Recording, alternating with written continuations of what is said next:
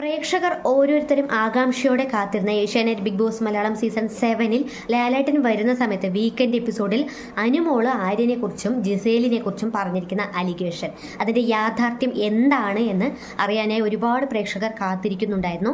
എന്നാൽ ആ ഒരു യാഥാർത്ഥ്യം എന്താണ് എന്നുള്ളത് ഇപ്പോഴും പല പ്രേക്ഷകർക്കും മനസ്സിലായിട്ടില്ല. പലരും വിശ്വസിക്കുന്നത് അവിടെ അങ്ങനെ ഒരു കാര്യം നടന്നിട്ടുണ്ട് എന്നതാണ്. കാരണം ഒരുപാട് പ്രേക്ഷകരൊന്നും തന്നെ ലൈവ് കാണുന്നവരല്ല, എപ്പിസോഡ് കണ്ട് അതിനെ വിലയിരുത്തുന്ന ആളുകളാണ് ഭൂരിഭാഗം ആളുകളും. അതുകൊണ്ട് തന്നെ അവർക്കിടയിൽ ഇപ്പോഴും ആ ഒരു സംശയം ചോദ്യചിഹ്നമായി തന്നെ നിൽക്കുകയാണ്. പക്ഷേ എത്ര അഭിനന്ദിച്ചാലും അല്ലെങ്കിൽ എനിക്ക് എത്ര പറഞ്ഞാലും മതിവരാത്ത അനുമോളുടെ സ്റ്റാൻഡ്, ലാലേട്ടൻ അത്രമാത്രം പറഞ്ഞിട്ടും ഒരു കുലുക്കവുമില്ലാതെ ഒരു ഉരുക്ക് വനിതയെ പോലെ നിന്ന് ആ ഒരു ഗഡ്സ്, ആ ഒരു ആറ്റിറ്റ്യൂഡ് അത് സമ്മതിച്ച് കൊടുത്തേ മതിയാവുകയുള്ളൂ. സ്വന്തം ആത്മാഭിമാനത്തെ വരെ ചോദ്യം ചെയ്യുന്ന തരത്തിലൊക്കെ ലാലേട്ടൻ പറഞ്ഞല്ലേ. നാണമില്ലേ നിങ്ങൾക്ക്? ലോക മലയാളികൾ കണ്ടുകൊണ്ടിരിക്കുന്ന ഒരു ഷോയാണത്. നിങ്ങൾ എന്ത് പ്രോഗ്രസീവ് തോട്ട്സാണ് നിങ്ങളുടെ ഉള്ളിൻ്റെ ഉള്ളിൽ ഉള്ളത്?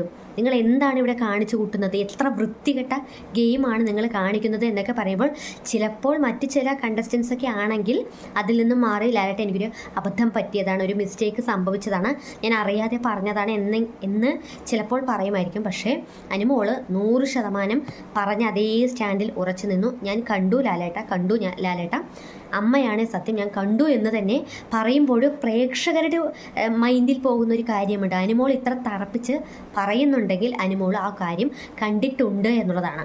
പക്ഷേ ബിഗ് ബോസിനെ റെപ്രസെൻ്റ് ചെയ്തുകൊണ്ട് അതിൻ്റെ ഹോസ്റ്റായി വന്നിരിക്കുന്ന ലാലേട്ടൻ, ആ ഒരു ഷോ നടത്തിപ്പുകാരനായ അതിൻ്റെ ഭാഗമായ ലാലേട്ടൻ വരെ ഞങ്ങളാരും കണ്ടിട്ടില്ല.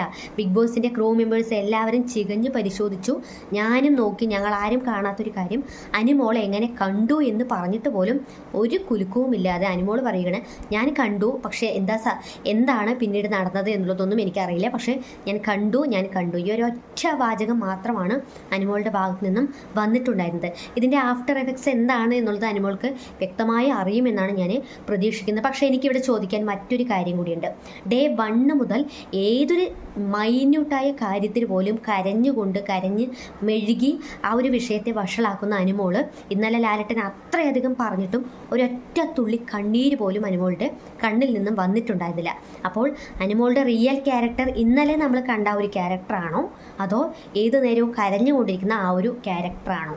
ഒരുപക്ഷെ കരഞ്ഞുകൊണ്ടിരിക്കുന്ന ആ ഒരു ക്യാരക്ടർ ആണെങ്കിൽ ഇന്നലെ അനുമോൾ അഭിനയിച്ചതാണ്. അല്ല, അനുമോളുടെ റിയൽ ക്യാരക്ടർ ഇന്നലെ നമ്മൾ വീക്കെൻഡ് എപ്പിസോഡിൽ കണ്ടതാണ് എന്നുണ്ടെങ്കിൽ ഇതുവരെയും അനുമോൾ അവിടെ കരഞ്ഞുകൊണ്ട് ആ ഒരു ഗെയിം, ആ ഒരു സ്ട്രാറ്റജിയാണ് എടുത്തിരിക്കുന്നത് എന്നുള്ളതായിരിക്കും ഒരുപക്ഷെ പ്രേക്ഷകർ വിശ്വസിക്കുക. എന്തായാലും അനുമോളുടെ ആ ഒരു നിലപാട്, ഒരൊറ്റ നിലപാട്, അതിന് ഞാൻ എത്രത്തോളം എനിക്ക് അഭിനന്ദിച്ച